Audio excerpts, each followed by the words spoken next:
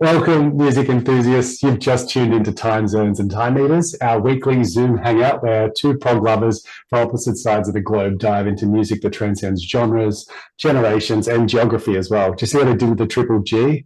I thought that sounded cool, bit of alliteration. We do love our prog music though, so we'll generally be a progressive music undertone to everything that we talk about. Today we're going to be talking about Steven Wilson. Right, but before we get there, before we introduce him, not that he's going to be on the chat, but before we talk about him, I should probably introduce Simon. He runs an Instagram channel, right, called Simon's Album Reviews. How are you today? How are you? Yeah. I'm good. I'm obviously stumbling around the place this morning or this afternoon, but morning for you. But no, I'm good. I'm doing good.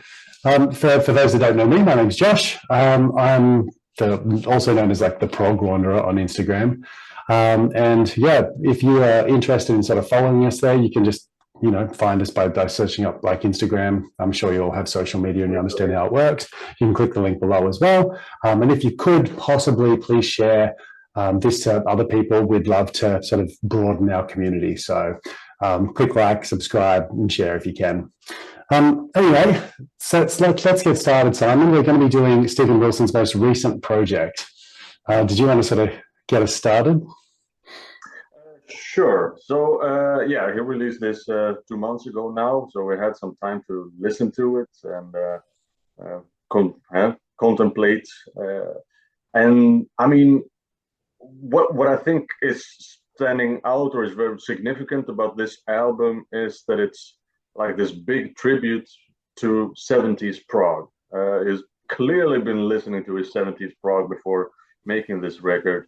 Like he puts the cliches in two sidelong epics, and I mean you hear the references of David Bowie and the old music, which of course is nothing new to Steven Wilson, but sometimes he strays a bit from that path, and I guess he's back on that path.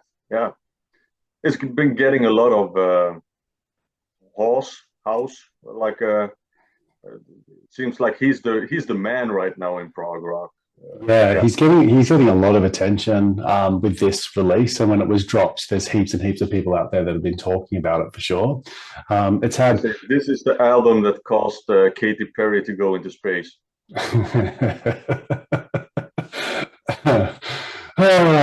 It really made me want to go into space as well at times.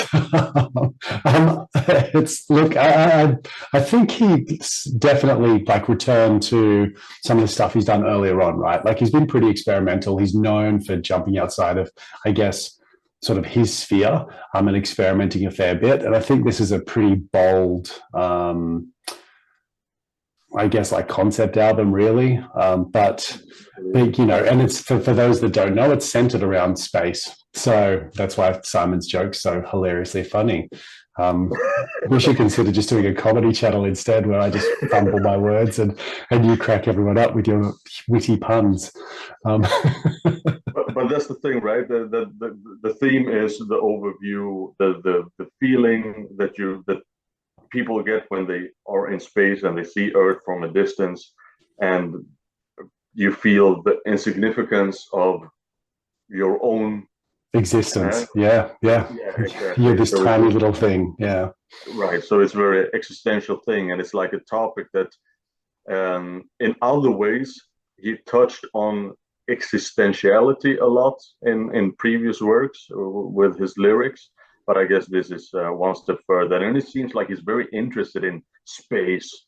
If you follow his Instagram, you see him go to like these space, these big telescopes, observatory, yeah, in like the Andes and stuff like that. So I mean, it's obviously a big interest to him, just like prog rock is. So I guess he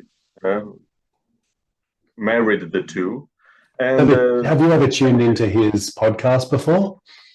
No, I have not. No. Yeah, I've got. I was talking to someone the other day who says that it's really, really insightful. It's a fantastic thing to check out. So, for those of you who are interested, who are fans, yeah, I'm told there's a really great podcast where he sits down and sort of talks music compositions, albums, all sorts of things. So, I mean, obviously, like and subscribe here first before going. Or to people. That's right. Yeah. So I interrupted you again. And I don't know how you put this down, but it is, of course, yeah, it is 2 side long, like 20-minute songs, but he has divided it into subsections. So I at least have my notes for the different sections. I don't know how you did that. This was an interesting one for me. So that took me a while to work out.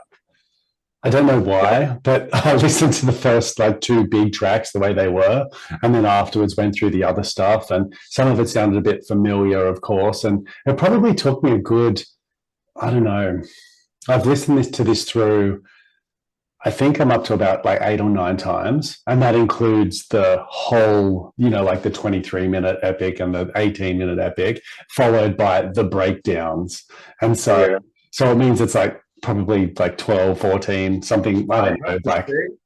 I have to say, I mean, I also did this digitally, right? And I put it on, and I basically did not read too much about this album before listening to it. So before you get to know the songs, I actually thought that these subsections, like the first or maybe even second listen, I thought that these subsections were him coming back, like reprising stuff a little bit, doing a connection to the theme. And I thought, oh, he's doing something new, how progressive. But no, it's the same music. It's just that he divided it, I guess, also because it generates more money, right? To have these shorter tracks instead of one long track. But I mean, it's very handy for if you want to analyze the music. Then the job gets way easier. Yeah, I didn't so much see that as a money making thing, although that makes perfect sense, and maybe I should be a bit more jaded there. I saw it more so, and look, it might not be, but I never thought of that specifically. I just thought he was trying to be like creative, and trying to do this. Some people like to listen to my music like this.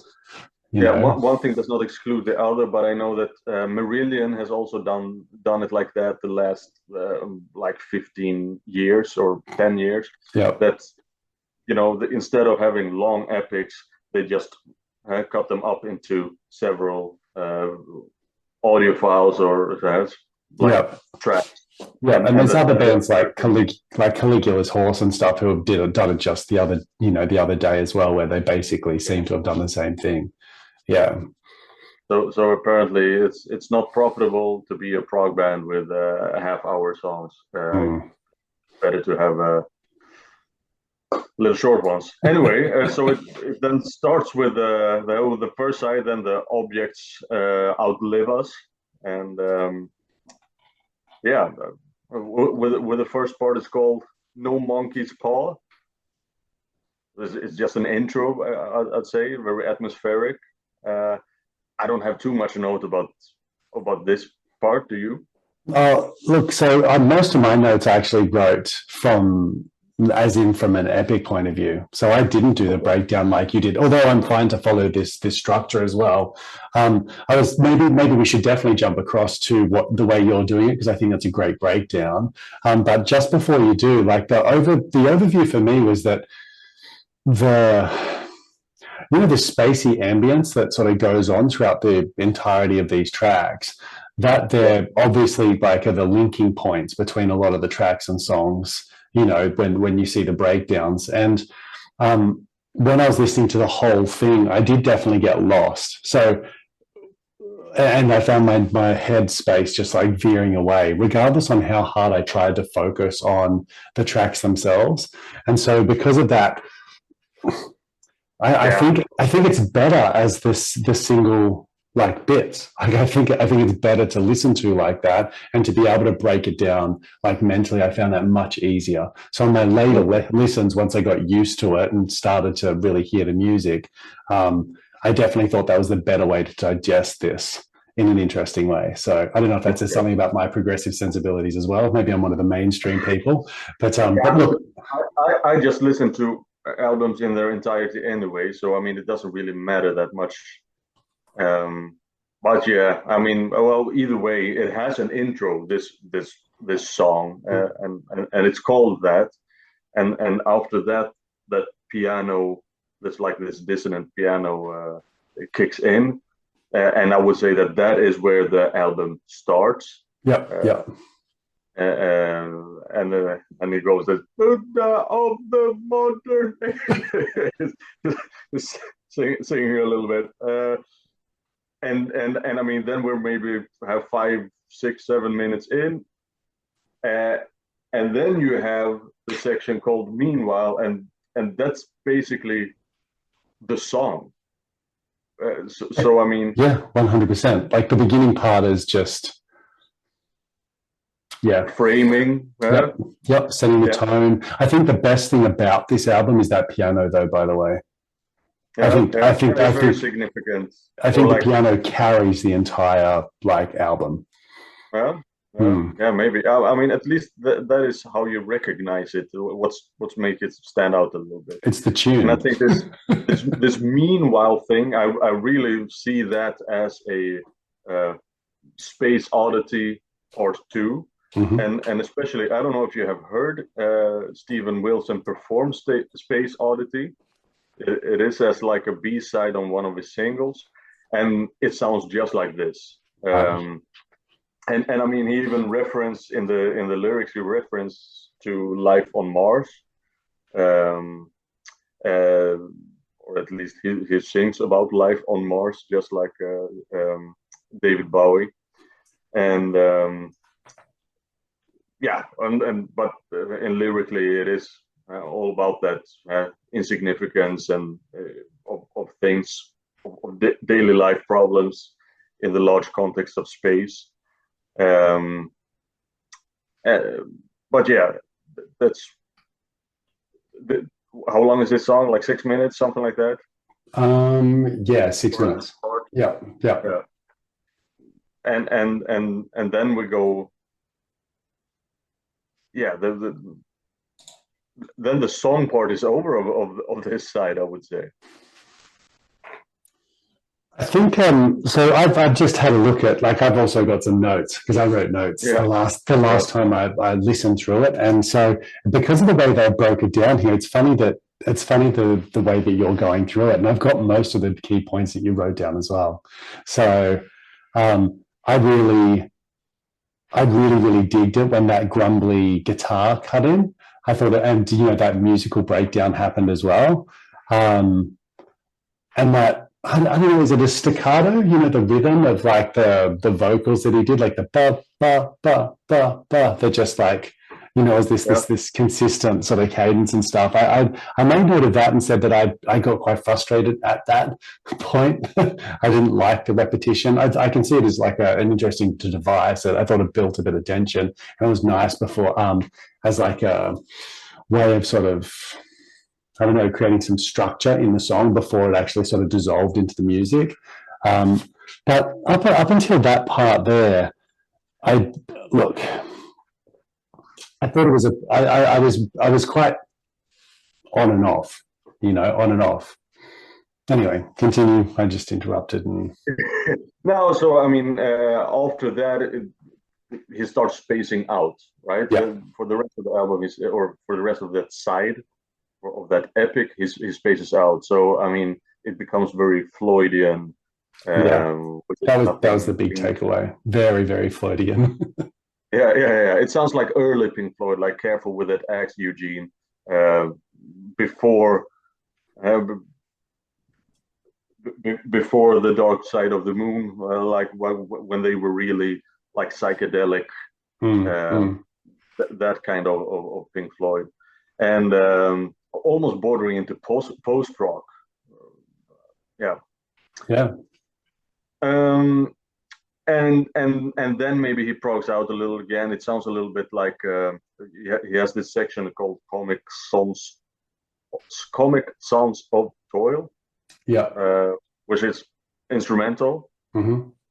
So I think a lot of the Raven that Refused to Sleep, that album, it sounds a little bit like Um, and I guess this is where it gets technical as well. That's right. Yeah. I quite like that section. I Yeah, quite like yeah. that section. And then you have the outro. I wrote down space jazz. Like it's like those really dragging drums, and there's a cool effect on that guitar solo. I don't know exactly what effect that is. I know when I saw Dream Theater, John Petrucci used that as well, and I thought it was the keyboard at first, that he was doing like a guitar thing, but then I realized no, it's not. It's not Jordan Rudess. It is John Petrucci who's playing. Well, it is a cool. I don't know exactly what filter or what pedal or pod or what he uses, but it's a cool effect. Making the maybe if puts it through a keyboard. If anybody knows, what do you call this thing? I think it's a great point in that the entire soundscape is filled with lots of sort of musical things that I have no idea what it is. Sometimes throughout this album, I think, is that a saxophone? Is that a synth? Is that an organ? Is that a, like what is it that's creating these sounds? That grumbly guitar earlier on as well. I'm like, it's like borderline like a bass, really. And I think actually it's another good point too. The bass in this is really fantastic. I know that Stephen Wilson's a good bass player, like I get that, but I really felt like he sort of stretched his fingers and sort of got stuck in a bit throughout the track too, which was quite cool. Yeah, yeah. I heard other people being impressed by the bass playing as well. I did not really put any notes about the bass playing, so I guess it maybe went past me a little bit, but also didn't have any negative notes about it. Sometimes there's just shit going on. Yeah, So there's it's a lot like, of stuff. what's your ears picking up, Yeah, yeah, Yeah. yeah, for sure. So yeah, that basically goes about it for the first side, and I think that that might be a little bit the criticism that it gets also, that you have this one song and the rest is, more jammy and um, soundscapey. Yeah. Yeah, that's right.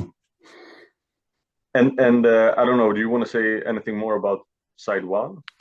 I think, look, let's probably go through it. And then afterwards, I can just, I mean, I'm happy to just spit some things in whenever things that you say pop up resonate with me as well. And then at the end, I'll just, like, I've got a few things that I thought to myself, like, ooh, which I wouldn't mind sort of sharing at the end too. And then we'll do a bit of a Yeah. summary.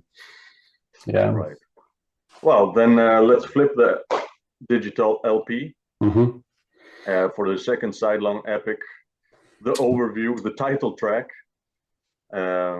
which it starts out with some psychedelic synthesizers. This part is called Perspective. Yep. And this takes me back to like this really old porcupine tree things, Voyage 34. Have you heard that one? I haven't, but I've listened to a review of it, and so that's been flagged for me to go back to and check out. It's apparently like the neglected Porcupine Tree album. Yeah, I really enjoyed it. I mean, if you're looking for songs, then that's not it. It's more like a yeah, you know, well, it is his psychedelic era, right? And I I guess he was like, even though he himself allegedly never did LSD or something, it's like clearly an album meant for people taking LSD. That's it's about the LSD trip that went wrong, I believe, and or at least that's a little bit the theme. Anyway, it sounds a lot about like that album. So he's reusing his skills from that, and all the while we get educated about heavenly bodies. And get me started. No, get me started. Get me started. This is my most disliked part of the entire work. I can't stand, like, apparently it's his wife, I think, who's like what was it? It's like I wrote down 10 to the power of 6 Ganymede and Callisto. Like if I hear any more space body like references, I'd want to like stab my ears out. I can't stand it. It's during that section of the here we go, rant start. This is one of the things I wanted to bring up. I just, you've got this like soundscape that's going on. It's sci-fi. It's giving me there's a I don't know if you know much about anime, but there's an old classic series called Cowboy Bebop. It was released a long time ago. It's got a fantastic music score. It's got like everything from jazz to like all sorts of things. But there's this one track called Space Lion, which is just this sensational like sci-fi. Like I get visuals, and I've heard this like song multiple times, and so this to me just felt like that. So for those of you who are listening at home or watching, really pause it, go look up like Cowboy Bebop Space Lion, check it out and play it, and then get back to us and let us know if that was a much more pleasurable experience, because there isn't some lady basically saying like random space terms and interrupting the flow of what's happening. Like it just sounds so like artificial. It is, of course, not random. I mean, I see what he's trying to do. Yeah. Just trying to put tiny Earth in perspective to all these heavenly bodies, right? And telling us how big they are in case these. What did you say? It was giga. Oh, I don't know. I thought that 10 to the power of 6 was Ganymede or something. Oh, yeah. And he says that at the end, like, whatever that was.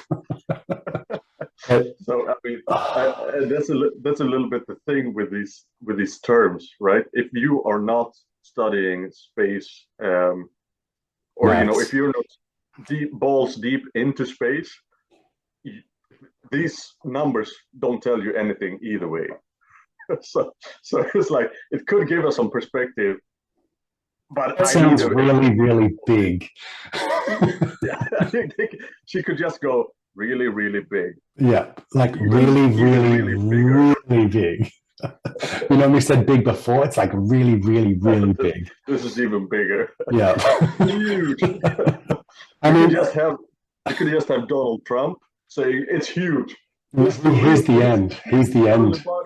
Look, and the funny thing is that, like, to me, I know we're making like light of this. I actually think it's really conceptually really good. I like it, I do, but it just pulls me out so much. I can't help but sort of cringe a little bit when that comes in later on as well, right? Like, yeah. And that was. I don't mind it. I get your point. I don't mind it. Yeah. Okay. There you go. And each their own that way too. I mean, it's a pity because there's so much good stuff in this. Like I have to say, like this is an album where I heard it the first time and went, yeah. Second time, what the fuck is happening? Like I think I've heard this before. Like and then I worked out the structure, and I worked out what was going on. But once I got through to like my most recent listen, I thought to myself, this is very good. Like it's a very good album. I don't think it's a bad one. I just think there's a few things in it which just sort of slap me out of the experience that I don't like. Continue, Simon. Where were we? So all the heavenly bodies are done for, and here comes the song part of the second side of this part of the epic, and it's called "Beautiful Infinity." I guess it goes over in borrowed atoms where one starts and the second one ends. I don't know, but this is once again sounding like Space Oddity but more modern, and it also, I believe at least, it referenced Space Oddity as well in the lyrics with he goes back on Earth, my loving wife's been dead for years. Loved it. I loved that whole section. I thought as soon as Stephen's lyrics came in like that, I'm like, yep, let's go. That's that, and I think that's the best part of the whole album. But I mean, that has to be a reference to David Bowie again, right? With tell my wife I love her very much. She knows, right? I never even thought of it, but I wouldn't be surprised at all. Would not have been surprised. Good.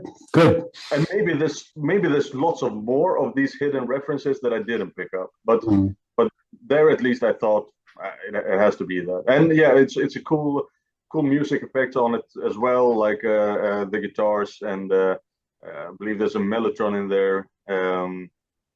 And it's, I mean, it's still sounding very Steven Wilson, right? Yeah, for sure. Little strumming guitar, that's way more guitar strumming than we are used to in prog rock, I would say, when you have Steven Wilson, right? Yeah, yeah. All Trains, one of my favorite songs of all time. You Yeah, know. yeah, yeah. And I mean, he brings the Brit pop to prog. That's his thing a little bit, I think. I think Um, he's such a knowledgeable guy. Like he's such a knowledgeable, artistic, and thoughtful person that there's no doubt so much stuff that goes on in this music that's just goes straight over my head. And I'm not the progressive um, music analyst. no, So but I mean, what are we going to say? I think him and Portnoy are like the two, dudes that are obsessed with old Prague, right? And like really, they know everything about it, right? And of I course, he's think gonna get it. I'd say I'd even push Steven Wilson further and say just music in general. Yeah, true. Like he knows his pop, he knows his music history, he knows so much stuff, and also he's one of the most highly celebrated like producers, and Yeah, like as well. So he's yeah, known for yeah. just knowing Remastered sound. every classic. Yeah, Yeah, yeah, and all of the Opeth albums and stuff that he's done as well. but he also mastered and produced like rap albums and stuff like that. So he has a very broad palette. Um, all right, that thing ends, and and It then says infinity, yeah. it does not go on forever. It then turns into a piece where I noted had some danceable 7/8 time meter, and you get the feeling that this is a little bit like the jamming part of the album, and they take turns on playing solos, and maybe it's more prepared than it sounds like, but it sounds very jammy at least. Yeah. That part is called Infinity Measured in Moments, and then we get to the end, and this is very ambient. Um, so I think that this is, yeah. Once again, I mean, you have these soaring, droning keyboards and a saxophone. I enjoy that kind of stuff. I can enjoy this ambient. Uh, like it's not completely my ballpark. I don't know a lot about ambient artists that do that as their genre, but I have listened to at least a lot of artists that releases ambient records, and I enjoy that very much. Like Peter Gabriel or well, Steven Wilson, of course, also has like this ambient project, right? With what is it called? Blackfield. Um, Pink Floyd can get very ambient. Yeah. I enjoy that stuff. I can, however, see. Oh yeah, Riverside released an ambient record. Yeah, I can see where people are, expecting an album, and they want their songs, the three, four, five, you know, songs with maybe a chorus, maybe at least some verses, and then you get one or two songs, or like you get one song, one instrumental, and the rest is ambient. I can see that people get a little bit disappointed, feeling like, oh, I did not get everything for my money's worth. I don't think that's how you have to see it, but when you expect something, I can see that people get.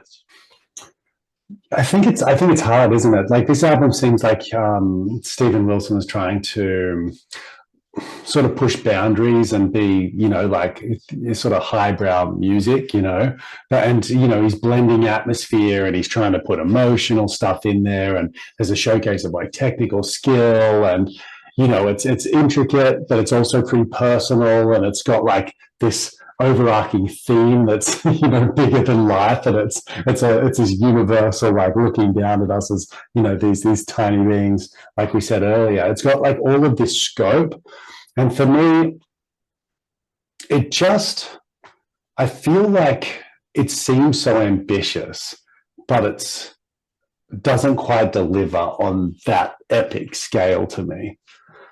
And I'm wondering if what you're saying has some relativity to that, like whether or not it's maybe a little bit too mixed up, like maybe, but then we get into what is prog, what is, and prog is meant to be like experimental. It's meant to push boundaries. It's meant to like redefine the way we listen to music. It's meant to change things up. You always say it's music for musicians, right? And so I don't know, maybe it's a bit of that. But at the same time, I feel like it's such a homage to the early 70s or 70s in general, and like it actually fulfills a lot of cliches with two side longs and also just the that it sounds like David Bowie, and Pink Floyd. So I'm a little bit. I'm wondering what boundaries is it pushing? I mean, isn't these the boundaries that were the boundary pushing things that happened in the 70s? That said, one can criticize prog rock for that in general, that it was only progressive when it came out, and and then they were tweaking it a little bit, and you have like these big tweaks that happened when prog metal came in, or I get you. Yeah. Subgenres got created from it when new subgenres were created from it, and maybe that it has to be more different than this to be properly progressive. I don't know if it really matters though. But yeah, I don't know if I feel like if it's coming too short, but I'm also not completely blown away by it, even though I think it's absolutely enjoyable. I happily listen to this album. But if I think like, what am I going to think about this album over 5 or 10 years? Is this what I'm going to remember from this era? I don't know. I think there's other stuff that is more significant. There's parts of this which I think are very very Porcupine Tree. So I got like vibes of like some of the previous Porcupine Tree stuff, maybe a little bit more modern, like not the old stuff that you were mentioning beforehand, like Stupid Dream, maybe. Like I got vibes like around those sorts of times and stuff too. So I also think he sort of ended up sort of leaning on what he does really well, and which is an established, thing that is very him.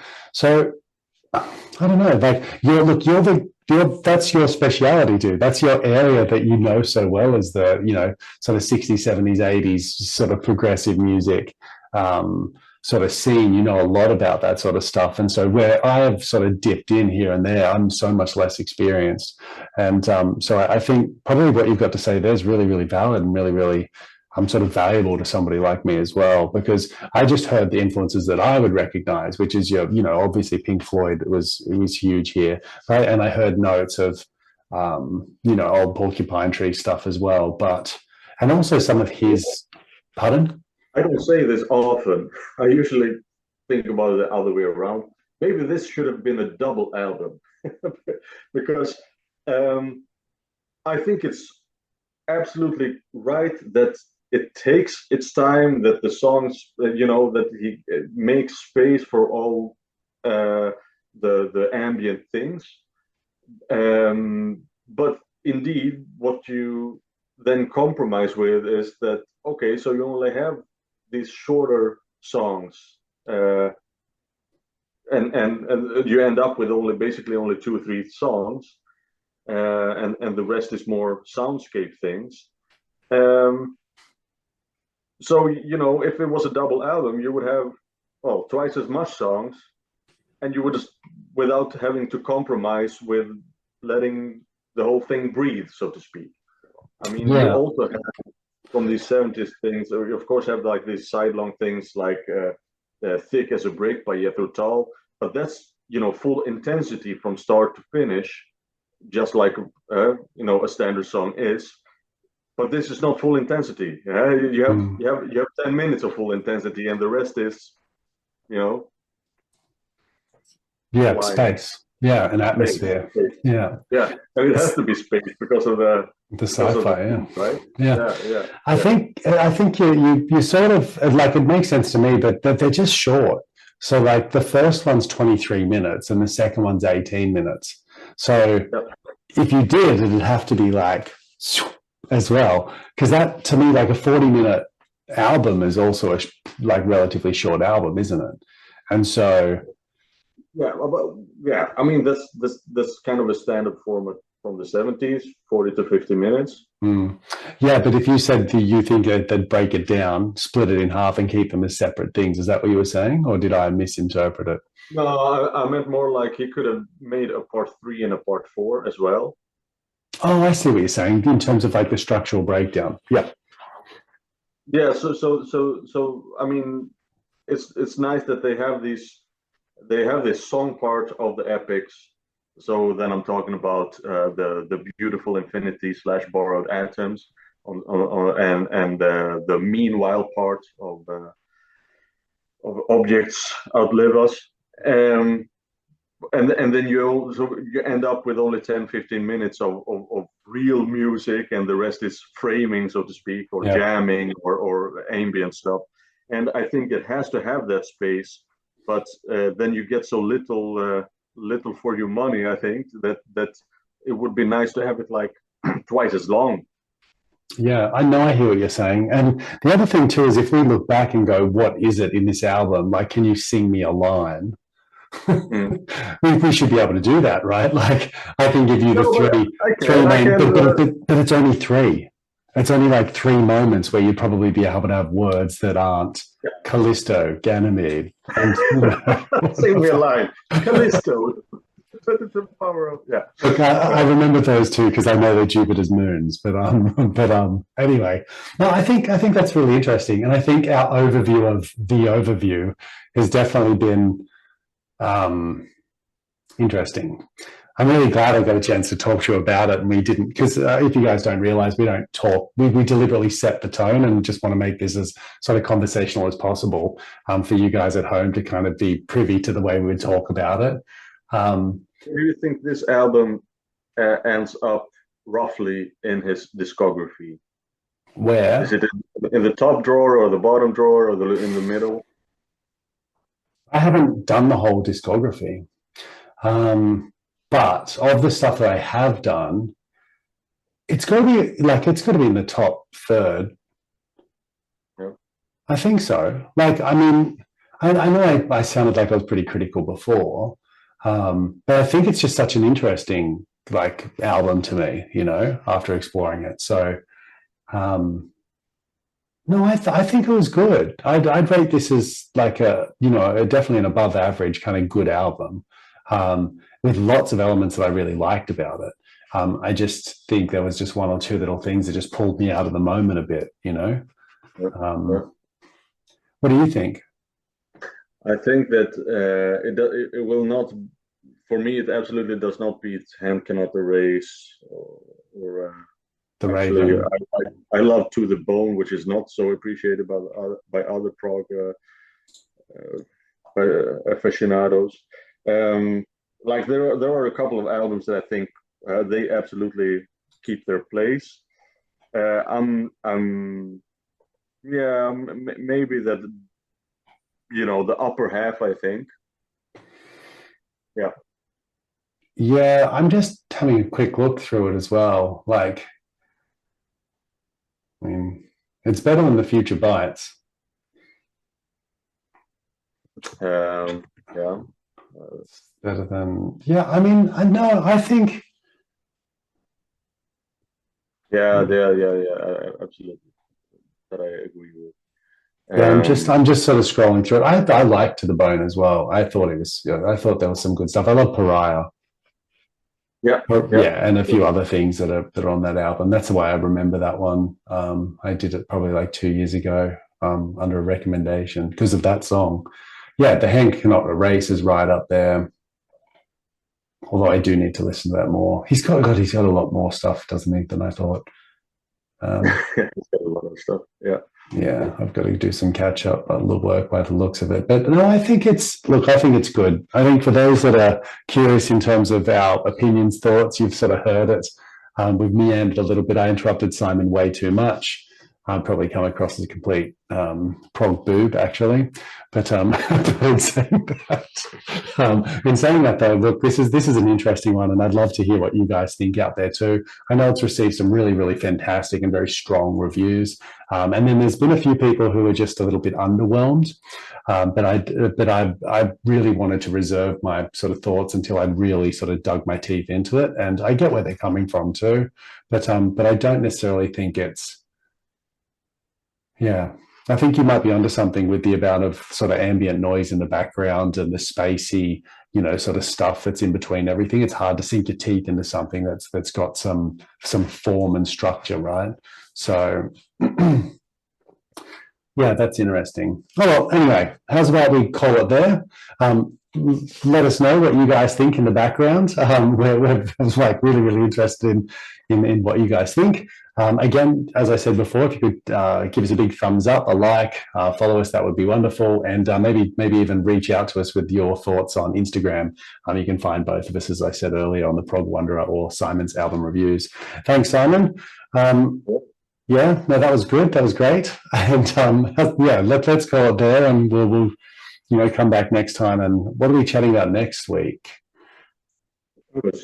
Oh yeah, we're going to do some work on covers that we love. We'll refine the topic as well. But anyway, till then, I'll see you guys soon.